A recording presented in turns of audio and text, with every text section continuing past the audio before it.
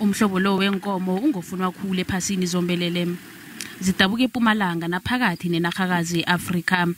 Into ezenza zihluke kunezinye inkomo zimpondo zayo ezikulu nokubumbeka ungafani nezinye inkomo.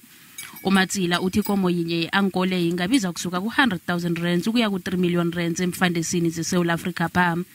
uMatsila wathenga iinkomezi zilithumi enarheni ye-Angola zingakabi ukuzalwa, kanti na uzithenga zinjalo ziyaluma ngesikhwameni.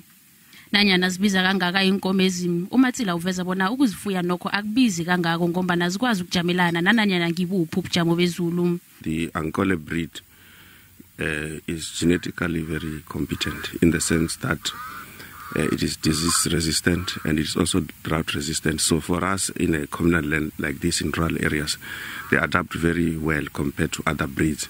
uMatsila uthi uhlosa ukuthenga ikunzi e-Ankole efandisini yephalaphala kusasa ungezelele emhlambini akhe, kodwa kuzomkhuthuza ngesikhwameni ngoba ziyabiza inkomezi.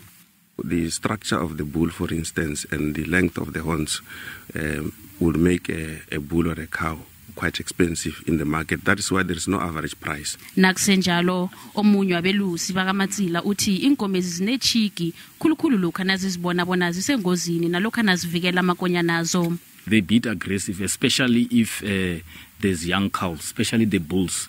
It's their duties and responsibility to protect the females and the young ones. That is why you can't just go closer to them when they've got the cows. Eplasini liyingcenye yesiciwi iMatsila Tourism Development Package. Imvakashi ezivela kude neduze ziza lapha zizokubukela inkomezi.